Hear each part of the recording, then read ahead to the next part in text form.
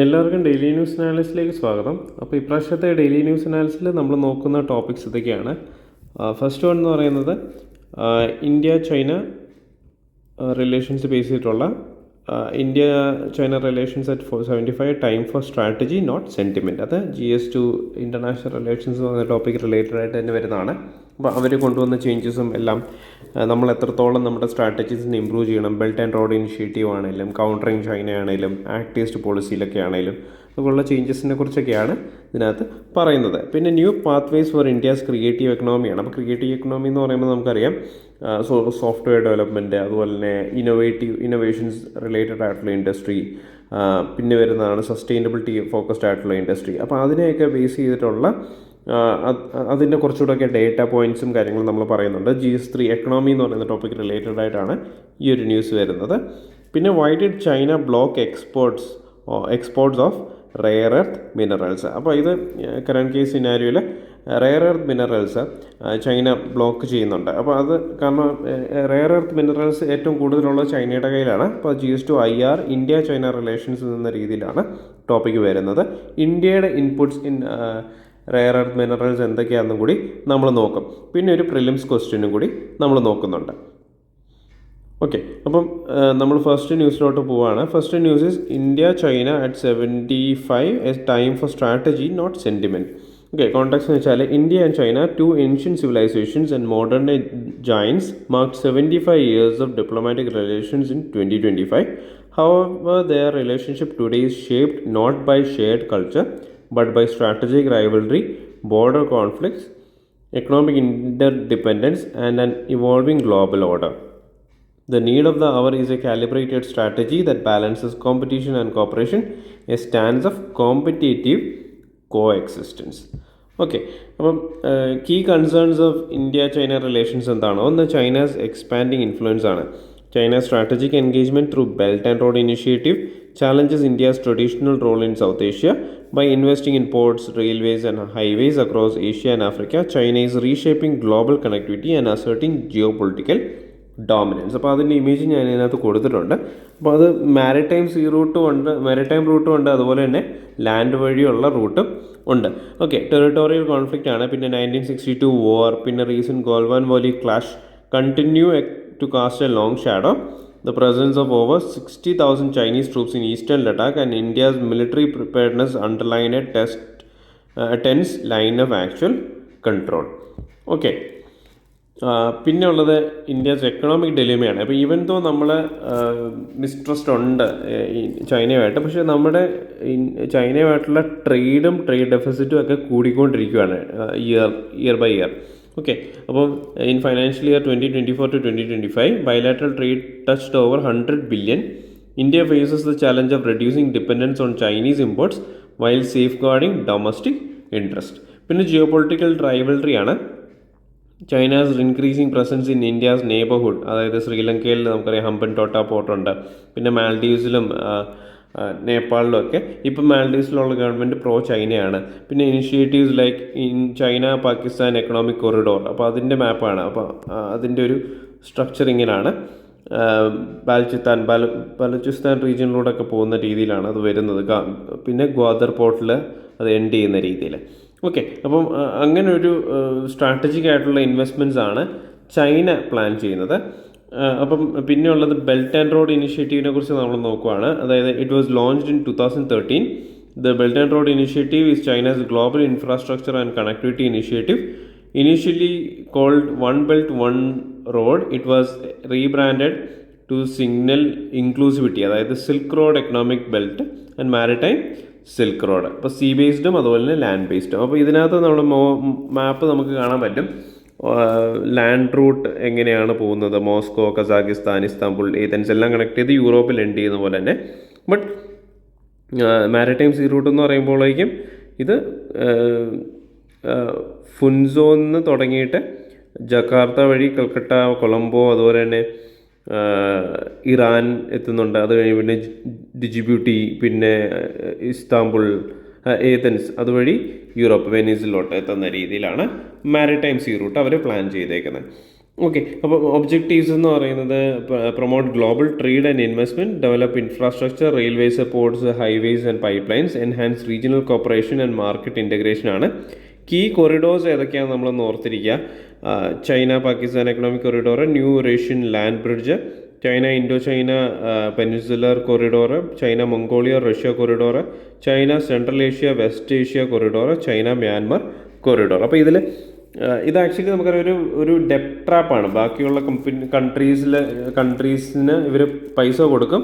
അപ്പോൾ ആ പൈസ വെച്ച് ആ കൺട്രിയിൽ പോർട്ടും കാര്യങ്ങളൊക്കെ ഡെവലപ്പ് ചെയ്യും. ബട്ട് കംപ്ലീറ്റ്ലി ആ പോർട്ട് ഡെവലപ്മെൻറ്റും കാര്യങ്ങളൊക്കെ ചൈനീസ് കമ്പനികളായതുകൊണ്ട് തന്നെ ആ ഒരു ഏത് കൺട്രിയിലാണോ ഹോസ്റ്റ് കൺട്രി ആയിട്ട് വരുന്നത് ആ കൺട്രിക്ക് ഒരു കടം വരികയും ചെയ്യും. ബട്ട് ചൈനീസ് കമ്പനീസിന് അതിൽ നിന്ന് ബെനിഫിറ്റ് ആവുകയും ചെയ്യും. ഓക്കെ, പിന്നെ അവിടെ ഒരു ചൈനീസ് പ്രസൻസ് എപ്പോഴും ആ ഒരു കൺട്രിയിൽ കാണും. India opposes belt and road initiative citing sovereignty violations especially with CPEC passing through Pakistan occupied Kashmir. Okay, പിന്നെ India did not join the belt and road forum maintaining concerns over transparency and ഡെപ്റ്റ് sustainability. Okay, അപ്പോൾ പിന്നെ ഇന്ത്യയുടെ strategic response എന്താണ്? ഒന്ന് നമുക്കറിയാം, ഇന്ത്യയുടെ act east പോളിസിയാണ്. അപ്പം with its act east policy India hopes to deepen its political economic and security relations. അതായത് നമുക്ക് വിയറ്റ്നാം അല്ലെ ബ്രൂണൈ മലേഷ്യ അതുപോലെ ഏഷ്യൻ കൺട്രീസൊക്കെ ആയിട്ട് ഉള്ള റിലേഷൻഷിപ്പ് കൂട്ടുക, ഓസ്ട്രേലിയ പോലത്തെ കൺട്രിയുമായിട്ട് ക്വാഡ് അലയൻസസ്, ജപ്പാനുമായിട്ട് അലയൻസസ് കൊണ്ടുവരിക. അപ്പോൾ അങ്ങനത്തെ ഒരു രീതിയിലാണ് ഇന്ത്യ ഇതിനെ കൗണ്ടർ ചെയ്യാനായിട്ട് നോക്കുന്നത്. Act east and Indo Pacific vision. India strengthens the ties with Asian, Japan, Australia and the US via Quad to counter Chinese dominance. പിന്നെ ഇൻഫ്രാസ്ട്രക്ചർ ഡിപ്ലോമസിയാണ്. Projects like Chabahar port in Iran, Kaladan multi modal transit Myanmar and enhanced cooperation with Bangladesh and Sri Lanka reflects India's proactive stance. പിന്നെ internal കൺസോൾട്ടേഷനാണ്. Focus on Atmanirbhar Bharat, self reliant India, infrastructure upgrades in border areas and strategic defence partnership. Okay, പിന്നെ a framework of strategic coexistence. അതായത് India must evolve a nuanced policy that balances deterrence with dialogue grounded in strategic clarity and economic resilience. Diplomatic engagement അവിടെ കൊണ്ടുവരണം. പിന്നെ security preparedness വേണം. പിന്നെ economic diversification, അതായത് China മാത്രമല്ല ബാക്കി കൺട്രീസിലും കൂടി നമ്മൾ ട്രേഡ് എക്സ്പാൻഡ് ചെയ്യേണ്ട ആവശ്യമുണ്ട് കുറച്ചുകൂടെ വലിയ രീതിയിൽ. പിന്നെ ഗ്ലോബൽ പാർട്ട്ണർഷിപ്പ് കൊണ്ടുവരിക. Multilateral coalitions like quad, BRICS, IPF ഒക്കെ ഒരു റൂൾ ബേസ്ഡ് ഗ്ലോബൽ ഗവർണൻസിലോട്ട് കൊണ്ടുവരാനായിട്ട് ഹെൽപ്പ് ചെയ്യും. ഓക്കെ, പിന്നെ ഉള്ളത് നെക്സ്റ്റ് ന്യൂസ് എന്ന് വെച്ചാൽ new pathways for India's creative എക്കണോമിയാണ്.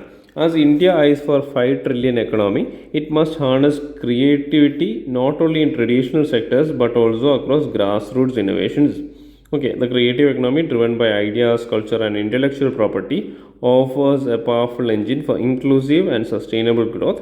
While India ranks high in creative potential, structural support and investments, policy alignments are needed to fully capitalize it. Okay, അപ്പം what is creative economy? അതായത് അതിൽ arts, design, media, R&D, software, പിന്നെ advertising, architecture, അതൊക്കെ included ആയിട്ടുള്ള ഒരു platform അല്ലെങ്കിൽ ഒരു mix of things ആണ് ക്രിയേറ്റീവ് എക്കണോമി എന്ന് പറയുന്നത്. അതിൽ കൾച്ചർ വരും, അതുപോലെ തന്നെ ഇന്നോവേഷൻ, ടെക്നോളജി എല്ലാം ഇതിനകത്ത് ഇൻക്ലൂഡഡ് ആയിട്ട് വരും. അപ്പോൾ ഇതിനൊരു മാപ്പാണ്. അതായത് cultural diversity, innovation, sustainability, social inclusion, ഇങ്ങനത്തെ കാര്യങ്ങളെല്ലാം ഇൻക്ലൂഡഡ് ആയിട്ട് വരുന്ന ഒരു എക്കണോമിനെയാണ് ക്രിയേറ്റീവ് എക്കണോമി എന്ന് പറയുന്നത്. It supported by individual and institutional creativity, both spontaneous and deliberate. Okay, പിന്നെ ഇന്ത്യാസ് ക്രിയേറ്റീവ് എക്കണോമിയുടെ പേഴ്സൺ സ്റ്റേറ്റസ് എന്താണെന്ന് നോക്കിക്കഴിഞ്ഞാൽ ഗ്ലോബൽ ക്രിയേറ്റീവ് സർവീസസ് എക്സ്പോർട്ട്സ് ഏകദേശം 1.4 ട്രില്യൺ ആണ്, അപ്പ് ഫ്രം 29% സിൻസ് 2017 ആണ്. പിന്നെ ക്രിയേറ്റീവ് ഗുഡ്സ് എക്സ്പോർട്ട് അത് ഏകദേശം $713 ബില്യൺ ആണ്, 19% അപ്പ് സിൻസ് 2017. ഇന്ത്യാസ് എക്സ്പോർട്ട്സ് നമ്മൾ നോക്കുകയാണെങ്കിൽ 121 ബില്യൺ ആണ് in creative goods and services. India's 2024 figures നോക്കുകയാണെങ്കിൽ creative industry valued at 30 billion, employees 8% of the workforce, exports grew by 20%, generating over 11 billion. Software ഏകദേശം 41.3%, R&Dയിൽ 30% ആണ്, ഡിസൈന് നമുക്ക് ഏകദേശം 87% ആണ്. അത് അത്രയൊക്കെയാണ് മേജറായിട്ടുള്ള കോൺട്രിബ്യൂട്ടേഴ്സ് ആയിട്ട് വരുന്നത്. ഓക്കെ, പിന്നെ challenges facing India's creative economy എന്തൊക്കെയാണെന്ന് നോക്കിക്കഴിഞ്ഞാൽ, ഒന്ന് under investment in grass root ക്രിയേറ്റിവിറ്റിയാണ്. പിന്നെ lack of scaling in infrastructure for innovations, അതായത് മിട്ടി, കൂൾ ഫ്രിഡ്ജ്, അല്ലെങ്കിൽ പെട്രോൾ, അങ്ങനത്തെ ഇതിനകത്തൊക്കെ അങ്ങനത്തെ ഇന്നോവേഷൻസ് കൊണ്ടുവരുന്നുണ്ടെങ്കിലും അതിലൊന്നും നമുക്ക് സ്കെയിൽ ചെയ്യാനായിട്ടുള്ള മാത്രമുള്ള ഇൻവെസ്റ്റ്മെൻറ്റ്സ് ഒന്നും അതിനകത്ത് നമുക്ക് ആഡ് ചെയ്യാൻ പറ്റുന്നില്ല. ഓക്കെ, പിന്നെ വീക്ക് ഇൻ്റലക്ച്വൽ പ്രോപ്പർട്ടി പ്രൊട്ടക്ഷനാണ്.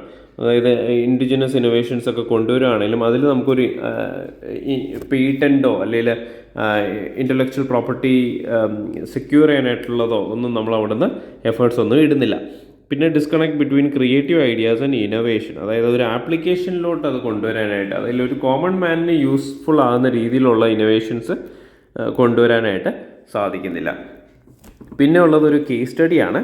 പിന്നെ അതൊരു ഇന്തോനേഷ്യ ബേസ് ചെയ്തിട്ടുള്ളൊരു സ്കൂളിലുണ്ടായിരുന്ന കേസ് സ്റ്റഡിയാണ്. ആന്ത്രോഡാം എന്ന് പറയുന്നത്. Antrodam project students from Binus school created a flood protection system inspired by ants nest structures that redirect water. പിന്നെ coral lettuce leaves and fractal natural designs highlights the power of nature inspired innovation and institutional nurturing. അപ്പോൾ ഇങ്ങനെ ഈ ഒരു രീതിയിൽ ഒക്കെ, അതായത് ഇതൊരു case സ്റ്റഡിയാണ്. അപ്പോൾ നിങ്ങൾക്ക് എങ്ങനെയാണ് ക്രിയേറ്റീവ് എക്കണോമി യൂസ്ഫുൾ ആകുന്നതെന്നൊക്കെ ചോദ്യങ്ങൾ വരുവാണെങ്കിൽ you can use this Androdam project ഇതിനകത്ത് എക്സാമ്പിളായിട്ട് കൊടുക്കാം. എന്നിട്ട് അത് നിങ്ങൾക്ക് ആ ഒരു ആൻസറിനെ സബ്സ്റ്റാൻഷിയേറ്റ് ചെയ്യാം. ഓക്കെ, അപ്പോൾ ഇന്ത്യസ് വേ ഫോർവേഡ് എങ്ങനെയാണ് നോക്കിക്കഴിഞ്ഞാൽ, ഒന്ന് bridge the gap between creativity and innovation, invest in platforms that translate ideas to products. പിന്നെ promote and fund grass roots innovation, support from entities like grass roots innovations augmented network. പിന്നെ scale up individual innovations for national and global markets. Strengthen IPR policies, അതായത് adjust intellectual property rights norms for informal creators. പിന്നെ incentivise local solutions for climate change, അതായത് India spend around 2.8 billion on climate tech in 2023. Very little reached local creative innovators. A creative approach can offer cost-effective, scalable and sustainable climate solutions. പിന്നെ build a creativity innovation ecosystem ആണ്, അതായത് promote cross sector collaboration, foster design thinking and tech integration in education. Okay, അപ്പോൾ അത്രയൊക്കെ കാര്യങ്ങളിലൂടെയാണ് നമുക്ക് ഈ ഒരു growth ഇതിൽ achieve ചെയ്യാനായിട്ട് പറ്റുന്നത്. പിന്നെ ഉള്ളതാണ് next news is why did China block exports of rare earth minerals. അപ്പോൾ റെയർ എർത്ത് എന്ന് പറയുന്നത് നമുക്കറിയാം, അത് സെമി കണ്ടക്ടേഴ്സ് ആകട്ടെ ഇലക്ട്രോണിക്സിലൊക്കെ യൂസ്ഫുൾ ആകുന്നൊരു മിനറൽ കമ്പോണൻ്റ് ആണ്. അപ്പോൾ അത് ചൈനയാണ് കൂടുതലും പ്രൊഡ്യൂസ് ചെയ്യുന്നത്. അപ്പം ഇത് ആക്ച്വലി UPSC വൈസ് നമ്മൾ നോക്കുകയാണെങ്കിൽ ഇത് റിപ്പീറ്റഡ് ആയിട്ടുള്ള ഒരു ടോപ്പിക് കൂടിയാണ്. ഓക്കെ, പ്രിലിംസ് പെർസ്പെക്റ്റീവിലൊക്കെ ചോദിച്ചിട്ടുള്ള ടോപ്പിക്കാണ്. ഓക്കെ, കോണ്ടെക്സ്റ്റ് നമ്മൾ നോക്കുകയാണെങ്കിൽ, in a significant move and escalating tensions with the US, China has blocked exports of key rare earth processing technologies and equipment. This rekindles global fears of supply squeeze in rare earth elements, vital inputs in electronics, renewable energy, defense and emerging technologies, with China controlling a dominant share of the rare earth elements market. The restriction has prompted major economic and strategic response globally, including from India. Okay, പിന്നെ അപ്പോൾ നമ്മൾ നോക്കേണ്ട ഒരു കാര്യമാണ് what are rare earth minerals. അപ്പോൾ a group of 17 chemically similar metallic elements ആണ്, including 5 lanthanides, scandium and yttrium. അപ്പോൾ ഈ നെയിംസ് ഒന്ന് ഓർത്തിരിക്കുക. അപ്പം ചിലപ്പം വാട്ട് ആർ ദീസ് എലമെൻറ്റ്സ്, ഇതിൽ പറഞ്ഞേക്കുന്ന പ്രിലിംസിൽ ഇത്രയും എലമെൻറ്റ്സിൻ്റെ പേര് തന്നിട്ട് ഇത് ഏത് കാറ്റഗറിയിൽ പെടുന്നതാണെന്നൊക്കെ ചോദിക്കാം. അപ്പം സിർഷ്യം, ഡൈസോർഷ്യം, എർബിയം, യൂറോപ്പിയം, ഗാൽഡിയം, ഹോംലിയം, ലാന്തനം, ലുത്തീറ്റിയം, പിന്നെ നിയോഡിയം, പിന്നെ പെർസുഡിയം, പ്രൊമീത്തിയം, പിന്നെ സമാരിയം, സ്കാൻഡിനിയം, ടോബിയം, ടുല്ലിയം, യുട്രിയം, പിന്നെ യിട്രിയം എന്നൊക്കെ പറയുന്ന എലമെൻറ്റ്സ് ആണ്. അപ്പം ഇത് ജസ്റ്റ് അറിഞ്ഞിരിക്കുക ഏത് കാറ്റഗറി ഓഫ് എലമെൻറ്റ്സിൽ പെടുന്നതാണെന്ന് ചോദിച്ചു കഴിഞ്ഞാൽ they belong to rare earth minerals. പിന്നെ applications of rare earth elements നമ്മൾ നോക്കിക്കഴിഞ്ഞാൽ ഇലക്ട്രോണിക്സ് ആൻഡ് കമ്മ്യൂണിക്കേഷനിൽ ഇത് യൂസ്ഫുൾ ആണ്. Smart phones, LCDs, laptops, fibre ഒപ്റ്റിക്സിനൊക്കെ വേണ്ടിയിട്ട് അത് യൂസ്ഫുൾ ആണ്.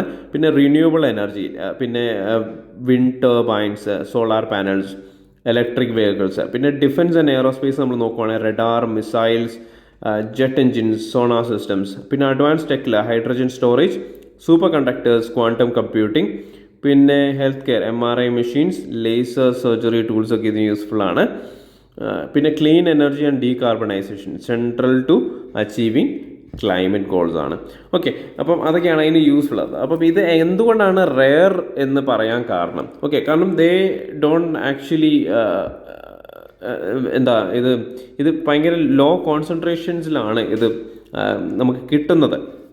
ഓക്കെ, പിന്നെ കോംപ്ലക്സ് ആൻഡ് കോസ്റ്റ്ലി എക്സ്ട്രാക്ഷൻ പ്രോസസ്സാണ്. അതായത് ഇത് എടുക്കുന്ന ഒരു എക്സ്ട്രാക്ഷൻ എന്ന് പറയുന്നത് ബേസിക്കലി സീ ബെഡിൽ, അതായത് നമ്മുടെ കടലിൻ്റെയൊക്കെ ഏറ്റവും അടിയിലൊക്കെ പോയാണ് ഇത് എക്സ്ട്രാക്ട് ചെയ്തെടുക്കുന്നത്, ഈ എലമെൻറ്റ്സ് ഒക്കെ എക്സ്ട്രാക്ട് ചെയ്തെടുക്കുന്നത്. അപ്പോൾ അതിന് ഉപയോഗിക്കുന്ന എക്യുപ്മെൻറ്റ്സ് ഭയങ്കര കോസ്റ്റ്ലിയാണ്, കാരണം അത്രയും പ്രഷറൊക്കെ വിസ്റ്റാൻഡ് ചെയ്യണം. അപ്പോൾ അതൊരു റീസണാണ്.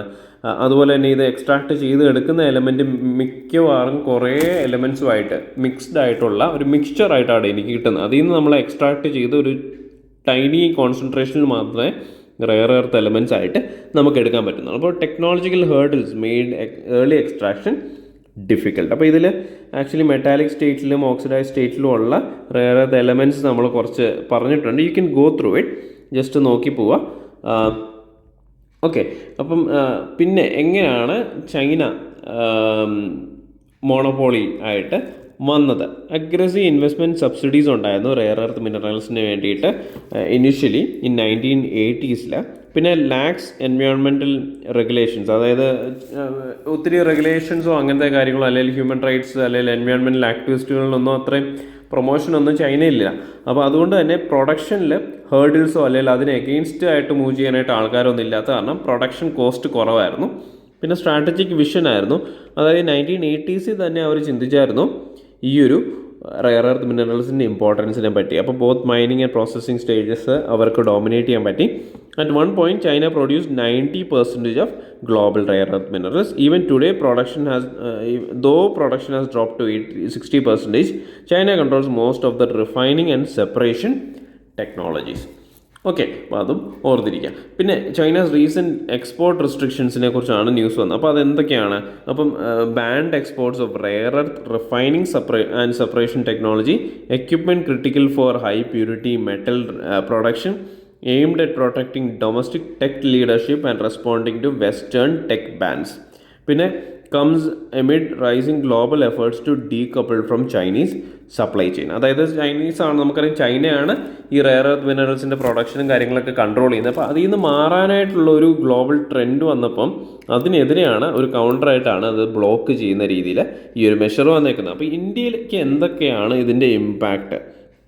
ഓക്കെ, ഒന്നെന്ന് വെച്ചാൽ high vulnerability due to import dependence ആണ്. India imports 100% of high purity separated rare earth elements and downstream tech. Practically no refining capability. നമുക്ക് റെയർ എർത്ത് മിനറൽസ് ഒത്തിരി കോസ്റ്റൽ ഏരിയാസിലൊക്കെ ഉണ്ടെങ്കിലും നമുക്ക് ഇതിൻ്റെ റിഫൈനിങ് കേപ്പബിലിറ്റി ഒന്നുമില്ല. എസ്പെഷ്യലി മോണോസൈറ്റ് സാൻഡ്സ് ഒക്കെ നമുക്ക് ഉണ്ട് നമ്മുടെ കോസ്റ്റൽ റീജിയൻസിൽ. പക്ഷേ അതൊന്നും റിഫൈൻ ചെയ്യാനായിട്ട് പറ്റത്തില്ല. അതായത് അതിനുള്ള ടെക്നോളജി നമ്മുടെ ഇല്ല. നമ്മളങ്ങനെ ഒരു റിഫൈനറി തുടങ്ങിയാൽ അതിന് എഗെയിൻസ്റ്റ് ആയിട്ട് പ്രൊട്ടസ്റ്റും കാര്യങ്ങളൊക്കെ വരികയും ചെയ്യും. Okay, risk of being cut out of critical tech supply chains, EV, renewable, അല്ലെങ്കിൽ അതായത് നമുക്ക് ലിത്യം പോലത്തെ എലമെൻറ്റ് അല്ലെങ്കിൽ സെമി കണ്ടക്ടേഴ്സ്, EVസിലൊക്കെ യൂസ് ചെയ്യുന്ന സെമി കണ്ടക്ടേഴ്സൊക്കെ ക്രിയേറ്റ് ചെയ്യണമെങ്കിൽ നമുക്ക് ഈ റെയർ എർത്ത് മിനറൽസ് വേണം. അപ്പം ഇതൊക്കെ നമുക്ക് ആക്ച്വലി ചൈനയിൽ നിന്നാണ് നമ്മൾ സോഴ്സ് ചെയ്യുന്നത്. അപ്പം ചൈന തന്നെ അത് സ്റ്റോപ്പ് ചെയ്ത് കഴിഞ്ഞാൽ നമ്മുടെ ടെക് ഇൻഡസ്ട്രീനെ ഇത് ബാധിക്കും. അതുപോലെ തന്നെ നമ്മുടെ EV ഇൻഡസ്ട്രീനെ ബാധിക്കും. ഡിഫൻസ് എക്യുപ്മെൻറ്റ് പ്രൊക്യൂർമെൻറ്റിൽ ഷോർട്ടേജസ് വരും. അങ്ങനത്തെ പ്രശ്നങ്ങളാണ് ഇതിൽ ബാധിക്കുന്ന കാര്യങ്ങൾ. അപ്പോൾ India's current policy on rare earth minerals നമ്മൾ അറിഞ്ഞിരിക്കുക. അപ്പോൾ exploration is done by Indian Bureau of Mines and DAE. Production is mainly handled by IERL, Indian rare earth mineral limited ആണ്, under DAE. monopoly over monazite beach sand given to IREL. Focus remains on thorium production for nuclear energy. India exports low value oxides. No ecosystem for high value downstream processes. പിന്നെ ഇതിൻ്റെ ഒരു ലൊക്കേഷനാണ്, rare earth മിനറൽസിൻ്റെ ലൊക്കേഷനാണ് ഈ മാപ്പിലൊക്കെ കൊടുത്തേക്കുന്നത്. You can go through it. Just ഒന്ന് ബ്രീഫായിട്ട് പോവുക, ഏതൊക്കെ സ്റ്റേറ്റ്സിൽ എന്തൊക്കെ minerals ആണ് ഉള്ളത് എന്നുള്ളൊരു കാര്യം മാത്രം ഓർത്തിരിക്കുക. അല്ലെങ്കിൽ മേജർ സ്ട്രീം പ്ലേസസ് എവിടെയൊക്കെയാണുള്ളത്. മേജർ സ്ട്രീം പ്ലേസസ് നമ്മൾ നോക്കുകയാണെങ്കിൽ അത് കൂടുതലും നോർത്ത് ഈസ്റ്റേൺ അല്ല, ഒരു ഈസ്റ്റേൺ ബെൽറ്റിലാണ്. റാഞ്ചി, കൽക്കട്ട റീജിയനിലാണ് കൂടുതലും വരുന്നത്. പിന്നെ മൈനർ സ്ട്രീം പ്ലേസസ് വരുന്നത് സെൻട്രൽ ഇന്ത്യയും അല്ലെങ്കിൽ സദേൺ ഇന്ത്യ ഫോക്കസ്ഡ് ആയിട്ടാണ് കൂടുതലും വരുന്നത്. അപ്പോൾ അതൊക്കെ ജസ്റ്റ് ഒന്ന് അറിഞ്ഞിരിക്കാം. മാപ്പിൻ്റെ ലൊക്കേഷനൊക്കെ ബേസ് ചെയ്തിട്ട് അതൊന്ന് അറിഞ്ഞിരുന്നാൽ മാത്രം മതി. ഓക്കെ. പിന്നെ വാട്ട് ഷുഡ് ഇന്ത്യ ഡു? ഒന്ന്, ബ്രേക്ക് ദ മോണോപ്പൊളിയാണ്. Diversify mining beyond IREL. Private സെക്ടറിലോട്ട് ഇതിൻ്റെ പാർട്ടിസിപ്പേഷൻ കൊണ്ടുവരിക. പിന്നെ ഫുൾ വാല്യൂ ചെയിൻ ബിൽഡ് ചെയ്യുക. പ്രോസസ്സിങ്, റിഫൈനിങ്, മാനുഫാക്ചറിങ് കേപ്പബിലിറ്റീസ് നമ്മൾ കൊണ്ടുവരിക. മൈനിങ് ചെയ്യുന്നത് മാത്രം പോരാ, ഇതിൻ്റെ എൻറ്റയർ പ്രൊഡക്ഷൻ നമ്മൾ ഏറ്റെടുക്കണം. പിന്നെ സ്ട്രെങ്തൻ ഗ്ലോബൽ അലയൻസ്, അതായത് ക്വാഡ് പാർട്ട്നേഴ്സ് ആയിട്ടുള്ള US, ജപ്പാൻ, ഓസ്ട്രേലിയയുമായിട്ടൊക്കെ ടെക് ആൻഡ് സപ്ലൈ കൊളാബറേഷൻസ് കൊണ്ടുവരിക. R&Dയും സ്റ്റാർട്ടപ്പും ഫോസ്റ്റർ ചെയ്യുക. സയൻസ് ഇന്നോവേഷൻസ്, അങ്ങനത്തെ കാര്യങ്ങൾ ഇതിനകത്ത് കൊണ്ടുവരിക. പിന്നെ നാഷണൽ മിനറൽ പോളിസിയുടെ പാർട്ടാക്കുക. ഓക്കെ. പബ്ലിക് പ്രൈവറ്റ് പാർട്ട്ണർഷിപ്പ് എന്ന രീതിയിൽ വേണം ഇത് കൊണ്ടുവരാൻ. അപ്പം ഇതൊക്കെയാണ് റെയർ എർത്ത് മിനറൽസിനെ കുറിച്ച് പറയാനുള്ളത്. അപ്പോൾ അതിന് ബേസ് ചെയ്തിട്ടൊരു പ്രിലിംസ് ക്വസ്റ്റ്യനും കൂടി നമുക്ക് നോക്കാം. ഓക്കെ. അപ്പോൾ recently there has been a concern over the short supply of group of elements called rare earth metals. Why? അപ്പം China, which is the largest producer of these elements, has impose some restrictions on their export. പിന്നെ other than China, Australia, Canada and Chile, these elements are not found in any country. പിന്നെ rare earth metals are essential to manufacture of various kinds of electronic items and there is a growing demand for these elements. Okay. അപ്പോൾ ഇത് actually 2012 ചോദിച്ച പ്രിലിംസിൽ ചോദിച്ച ചോദ്യമാണ്. അപ്പോൾ ഇതിൻ്റെ answer 1 ആണോ 1 and 2 ഇതിൽ ഏതൊക്കെ സ്റ്റേറ്റ്മെൻ്റ് ആണ് കറക്റ്റ് എന്നാണ്. 1 only, 2 and 3 only, 1 and 3 only, 1, 2 and 3. ഇപ്പോൾ answer 1 and 2 only, 1 and 3 only ആണ്. അപ്പം correct answer is 1 and 3 only. ഇപ്പോൾ റെയർ എർത്ത് മിനറൽസിനെ കുറിച്ച് പിന്നെയും ഒരു ബ്രീഫായിട്ട് കൊടുത്തിട്ടുണ്ട്. അപ്പം these elements are important in technologies of consumer electronics, അല്ലെങ്കിൽ കമ്പ്യൂട്ടർ നെറ്റ്വർക്ക്, അതിനൊക്കെ ആവശ്യമുണ്ട്. അപ്പോൾ അതുകൊണ്ട് തന്നെ സ്റ്റേറ്റ്മെൻറ്റ് 3 ഈസ് കറക്റ്റ്. അപ്പോൾ scandium is used in televisions, അതുപോലെ തന്നെ rare earth elements are used in space shuttle components. അപ്പോൾ അതിൻ്റെയൊക്കെ യൂസും കൂടി ഒന്ന് അറിഞ്ഞിരിക്കുക. ചില എലമെൻറ്റ്സ് ഇപ്പോൾ സ്കാൻഡിയം ഒക്കെ ഫ്ലൂറസൻ ലാംപ്സ്, ടെലിവിഷൻസിലൊക്കെ യൂസ്ഫുൾ ആണെന്ന് അറിഞ്ഞിരിക്കുക. അപ്പം അത് ബേസ് ചെയ്തിട്ട് ചോദ്യങ്ങൾ ചോദിച്ചു കഴിഞ്ഞാൽ യു ക്യാൻ ആൻസർ ഇറ്റ്. പിന്നെ വൈ ഡസ് ചൈന ഡോമിനേറ്റ്? അത് അവർ ആക്ച്വലി മൈനിങ് സ്റ്റാർട്ട് ചെയ്തത് 1950s. അപ്പം China refines about 80 to 90% of world's rare earth minerals. അപ്പോൾ statement 1 is also correct. Okay. പിന്നെ അതായത് ചൈനയാണ് ഇപ്പോൾ നമുക്ക് ഈ ന്യൂസ് ബേസ് ചെയ്തിട്ടാണെങ്കിലും ഇറ്റ്സ് കറൻ്റ്ലി റെലവൻ്റ് ആയിട്ടുള്ളൊരു ചോദ്യം കൂടിയാണ് അതിനകത്ത് വരുന്നത്. ഓക്കെ. പിന്നെ നമ്മൾ നോക്കുവാണെങ്കിൽ ബാക്കി കൺട്രീസിലുമൊക്കെ, ഇന്ത്യയിലും എല്ലായിടത്തും ഒക്കെ ഇത് അവൈലബിൾ ആണ്. അപ്പം statement 2 is actually incorrect. Okay. അപ്പോൾ അത് ബേസ് ചെയ്തിട്ട് അപ്പം അങ്ങനെയാണ് 1 and 3 നമുക്ക് ആൻസറായിട്ട് കിട്ടിയത്. അപ്പം ഈ പ്രാവശ്യത്തെ DNA അനാലിസിസ് എല്ലാവർക്കും മനസ്സിലായെന്ന് വിചാരിക്കുന്നു. ഇനി അടുത്ത പ്രാവശ്യം കാണാം. നന്ദി, നമസ്കാരം.